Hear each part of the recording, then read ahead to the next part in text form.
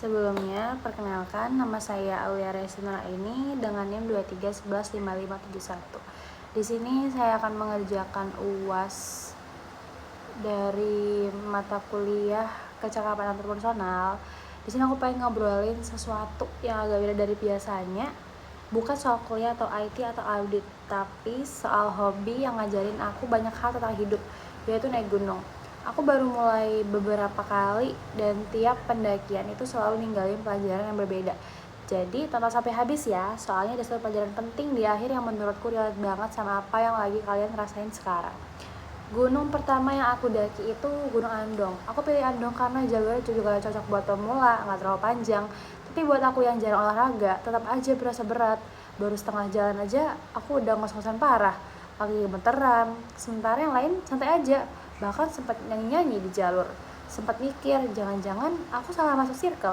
Tapi anehnya, begitu sampai aku atas dan lihat pemandangan dari ketinggian untuk pertama kalinya, semua capek itu terbayar.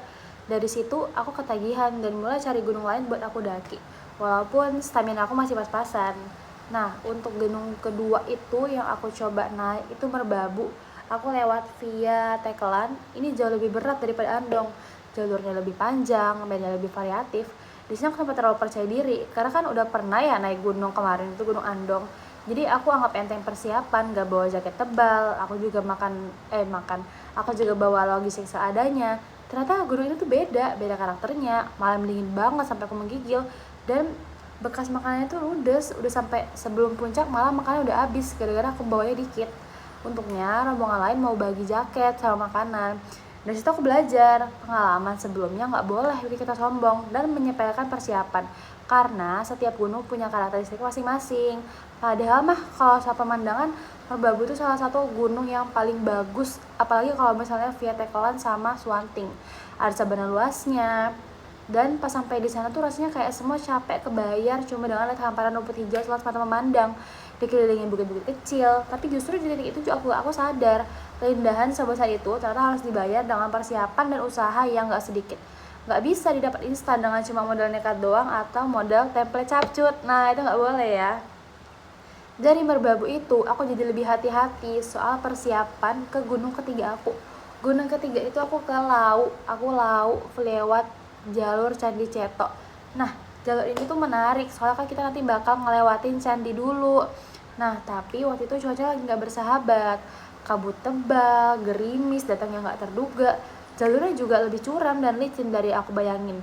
Di tengah jalan baru udah capek luar biasa, napas ngos-ngosan, kaki pegel sampai gemetaran tiap langkah. Dan yang paling berat itu sebenarnya bukan fisiknya, tapi kepala yang mulai negatif duluan. Mikir, ngapain sih aku di sini? Capek-capek naik gunung, mendingan turun aja. Toh nggak ada yang maksa, nggak ada yang bakal kecewa kalau aku nggak sampai puncak.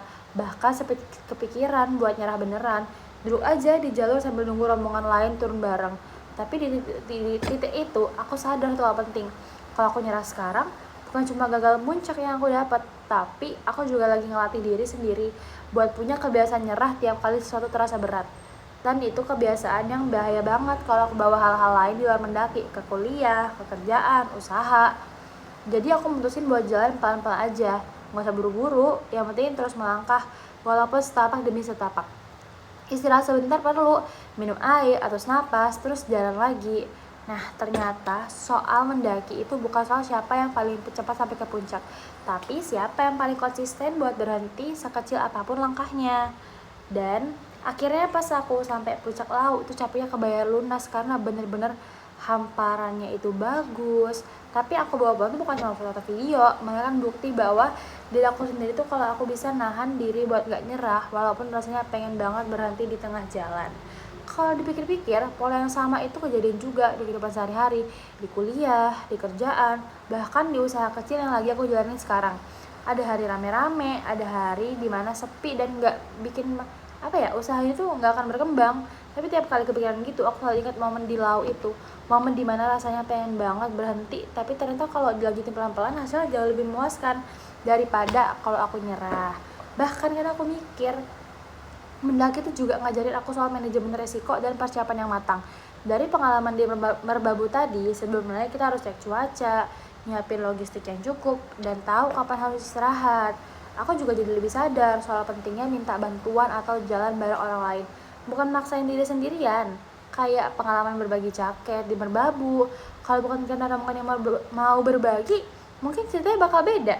Jadi buat aku, mental pemenang itu bukan berarti nggak pernah capek, nggak pernah ragu, atau nggak pernah kepikiran buat nyerah. Semua orang pasti pernah ada di titik itu. Mental pemenang itu soal tetap milih buat lanjut, walaupun dalam kondisi yang nggak nyaman. Kalau ditanya kenapa aku milih cerita gunung ini 3 sekaligus, mungkin kalau misalnya Andong itu ngajarin soal aku keberanian, Merbabu lewat Takelan ngajarin aku soal pentingnya persiapan dan gak boleh sombong sama pengalaman sebelumnya. Dan Lau lewat Candi Ceto kemarin ngajarin aku soal ketahanan mental buat ngenyerah walaupun kondisi lagi seburuk-buruknya. Aku juga jadi mikir, banyak dari kita termasuk aku sendiri sering banget kewalahan bukan karena tantangan yang besar ada di depan mata, tapi karena kebanyakan mikirin seberapa jauh lagi perjalanan yang harus ditempuh, seberapa besar target yang harus dicapai, atau seberapa banyak pekerjaan yang masih menumpuk. Padahal kalau kita coba pecah semua jadi langkah-langkah kecil dan fokus satu langkah di depan mata, bebannya jadi terasa jauh lebih ringan, walaupun total jarak yang ditempuh bakal sama. Satu hal lain yang aku sadar dari 3 pendakian ini adalah soal ekspektasi yang realistis. Waktu masih awal-awal naik gunung, aku sering ekspektasi ketinggian, mikir pasti bakal gampang. Soalnya kan udah lihat orang pamer di media sosial kan kayak gampang aja gitu, tinggal naik. Padahal kenyataannya mah beda jauh, capeknya luar biasa, dan itu bikin aku belajar buat gak gampang percaya sama gambaran yang kelihatan mulus di permukaan. Entah itu soal pendakian orang lain atau soal kesuksesan orang di kuliah maupun usaha. Setiap kali aku ngerasa berat di tengah jalan, entah itu di gunung, di kehidupan sehari-hari, aku selalu coba ingat alasan awal kenapa aku mulai.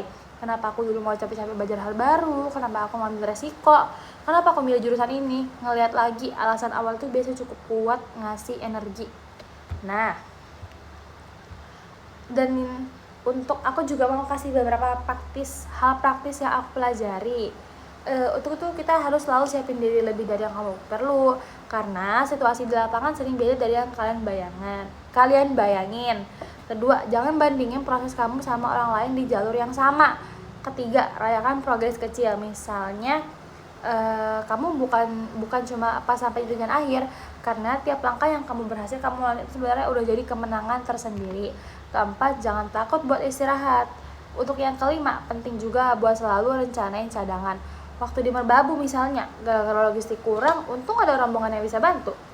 Jadi, kalau kalian nonton ini sekarang ada di titik yang berat, entah itu tugas kuliah yang numpuk, kerjaan bikin stres, atau usaha yang lagi naik turun, coba ingat-ingat lagi cerita ini. Kita gak harus cepat, kamu gak harus selalu semangat tiap saat. Yang penting kita gak berhenti total, karena puncak itu bukan cuma soal sampai di titik tertinggi secepat mungkin. Sebelum aku tutup, aku juga mau bilang, video ini adalah cara aku ngelatih diri buat lebih berani ngomong dan cerita di depan kamera. Karena selama ini aku lebih nyaman kerja di balik layar. Jadi, anggap aja ini juga bagian dari proses aku belajar dari keluar zona nyaman.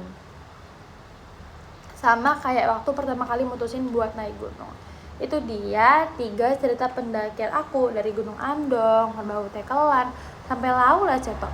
Dan pelajaran yang aku dapat dari masing-masingnya adalah kalau kalian punya pengalaman serupa, entah dari hobi kalian sendiri, kerjaan, usaha, boleh banget share di kolom komentar. Aku pengen tahu juga cerita kalian. Jangan lupa like videonya kalau cerita relate, dan makasih banyak udah nonton sampai habis. Sampai ketemu di konten selanjutnya. Dadah. Saya Aulia Rizna ini dengan NIM 23115571. Assalamualaikum warahmatullahi wabarakatuh.